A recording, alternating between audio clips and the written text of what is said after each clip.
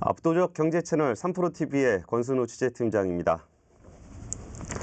줄여서 압권이라는 프로그램도 만들었어요. 그리고 그보다 좀 더 진하게 여러분과 함께 이야기 나누는 압권 프리미엄을 멤버십 여러분들과 함께 하려고 합니다. 일단 제 소개를 잠깐 드리면, 저는 다들 아시다시피 제가 지금 하고 있는 일은 3프로TV에서 취재팀장을 하고 있어요. 이전에는 머니투데이 방송에서 금융과 산업 쪽을 주로 담당을 해왔습니다. 부업으로는 지금 KBS 2채널에서 해볼 만한 아침을 하고 있고요. 그리고 이전에는 KBS 라디오에서 그 성공예감 김방입니다도 했었습니다. 쓴 책들도 몇 권 있어요. 제가 제일 처음 썼던 책은 착한 부자를 꿈꾸는 주니어 경제박사라는 책이었는데요. 이게 경제서적은 잘 안 팔린다 그래가지고, 그나마 어린이 서적은 좀 팔린다, 어린이 교육 서적은 좀 팔린다 그래가지고 기획을 해봤는데 잘 안 됐습니다. 그 다음에 쓴 책은 제가 예전에 운영하고 있던 팟캐스트 유튜브 발칙강경제를 기반으로 책을 한번 쓴 적이 있었고요. 그리고 이제 수소전기차 시대가 온다, 이게 수소차와 수소경제에 대한 이야기를 다룬 책으로 수소전기차 시대가 온다라는 책을 썼었습니다. 이 책을 쓴 이후에 이제 다양한 부분에서 삼성, 현대차, SK그룹 같은 데서 강연도 많이 했었고요. 그리고 이제 돈 버는 경제 상식 베스트 10은 그때 한참 주식 시장에 붐이 일었을 때 뭔가 좀 더 기본이 되는 얘기들을 전해드리고 싶어서 좀 쓴 책입니다. 그리고 이 부분은 앞으로도 좀 기본이 되는 얘기들이 조금 어디 가서 얘기하기 좀 창피하다, 이것만 좀 어떻게 좀 체계적으로 정리해서 좀 알 수 없을까 할 때 제가 그 산업기초라든지 경제기초 되는 얘기들도 좀 전해드리려고 해요. 그리고 이제 격변과 균형이라는 책을 썼는데요. 이 책은 이제 기획재정부 김용범 전 차관님과 함께 썼습니다. 그 코로나19 이후에 뭔가 금리 인상과 지정학적인 문제, 그것 때문에 뭔가 복합적인 위기가 발생할 것 같다. 그리고 앞으로 어떤 균형을 찾아갈 것인지에 대한 얘기를 다룬 책을 올해 썼었습니다. 일단 어떤 이야기를 좀 하면 좋을까라는 생각이 들었는데, 아무래도 제가 이제 경제 뉴스를 계속 다루는 직업을 갖다 보니까 경제 뉴스 관련한 얘기들을 많이 해보려고 해요. 세상에는 되게 다양한 이야기들이 있고, 그중에서 돈 얘기는 많은 사람들이 관심을 갖는 주제예요. 근데 오히려 막상 경제 뉴스를 보려고 그러면 살짝 거부감이 드는 측면이 있는데, 일단 내용이 조금 어렵다는 느낌을 많이 받습니다. 이게 그 경제 뉴스가 어려운 이유는 사실 다른 사람의 경제 활동을 우리가 잘 모르기 때문이에요. 이게 나의 돈 이야기를 누군가에게 내가 돈 버는 이야기를 설명하라고 해도 쉽지 않습니다. 근데 다른 사람이 어떻게 돈을 버는지, 그리고 개인 차원이 아니라 기업이 어떻게 버는지, 국가가 어떻게 돈을 버는지에 대한 이야기를 해보면 사실 남의 이야기다 보니까 좀 어려운 측면이 있어요. 이게 교통사고라든지 아니면은 그림이라든지 아니면 역사라든지 이런 사회성 뉴스, 문화성 뉴스 같은 경우는 뭔가 세상에 이런 일이 있구나라는 걸 인식하고 이제 흥미롭게 소비를 하면 됩니다. 근데 경제 뉴스를 소비를 하는 경우는 뭔가 목적을 가지고 소비를 하는 경우가 굉장히 많아요. 이게 복잡한 얘기를 재미로 볼 수 있는 분들도 계시겠지만, 대부분은 투자라든지 비즈니스라든지 이런 목적을 가지고 소비를 하기 때문에 다소 복잡한 이야기라고 하더라도 이해를 하려고 노력하는 측면이 있어요.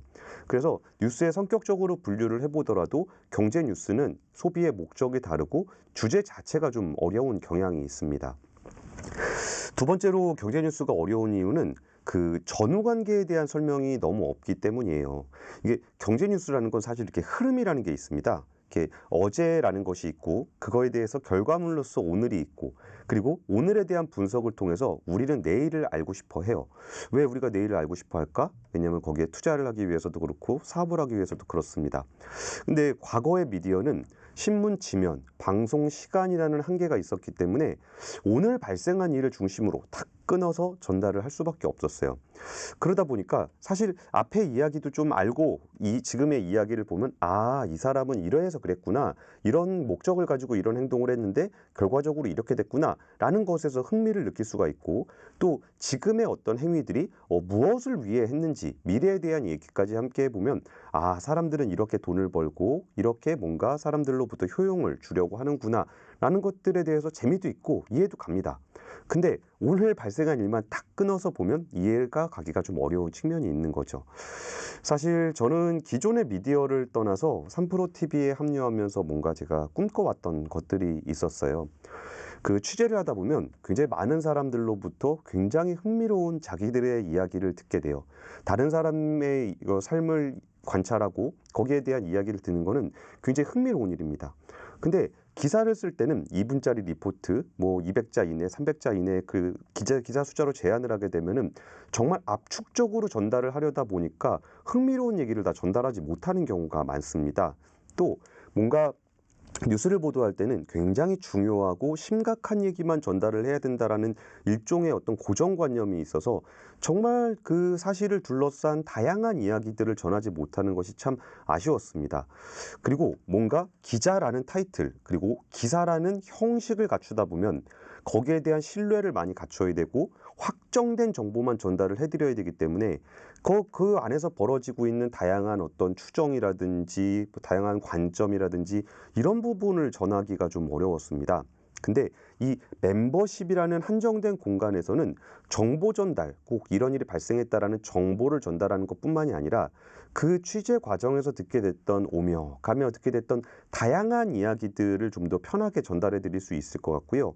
그리고 이게 또 제가 장담할 수는 없지만 제가 추정하는 여기저기서 들은 얘기를 가지고 종합해 봤을 때 제 생각을 어떤지에 대해서도 함께 나눠볼 수 있지 않을까라는 기대가 좀 되고 있습니다. 그리고 정말 필요하다면 우리가 정말 그 경제의 이야기를 하다 보면 단어 설명 같은 것들도 되게 어려울 때가 있어요. 이런 기본적인 얘기는 앞서 설명드렸던 것처럼 정말 어디 가서 물어보기도 좀 민망하거나 아니면 사실 그렇게 사소한 것을 잘 설명해 준 콘텐츠를 찾기도 좀 어려우니까 그런 얘기는 정말 우리끼리 정말 좀 더 기초를 탄탄하게 하는 이야기도 좀 나눠보려고 해요. 그리고 제가 이 멤버십 마스터 클럽에서 가장 강조하고 기대하는 부분들은 뭐냐면 더 많은 사람들과 이야기를 나눠보고 싶어요. 이게 제가 취재하고 들은 얘기를 가지고 세상을 알 수는 없어요. 똑같은 사안이 발생을 하더라도 다양한 사람들의 관점에서 다양하게 해석이 가능하거든요. 그리고 이렇게 다양한 시각과 지식이 모여서 우리는 세상을 이해하려고 해요. 이렇게 이해하는 방식들이 오히려 제가 생각하고 전문가들이 이야기하는 얘기가 아니라 그런 다양한 의견들이 모으고 다양한 경제 주체들이 가진 생각들이 모여서 사실 진실이라는 걸 만들어 가고 있습니다. 그래서 많은 분들이 의견을 주시고 질문을 주시면 저희 3프로TV 취재팀이 열심히 취재를 해서 그 내용들을 함께 나누려고 해요. 그리고 그저 달고 나면 잊혀지는 유튜브 댓글이 아니라 정말 보내면 반응하는 카톡처럼 소통하고 싶어요.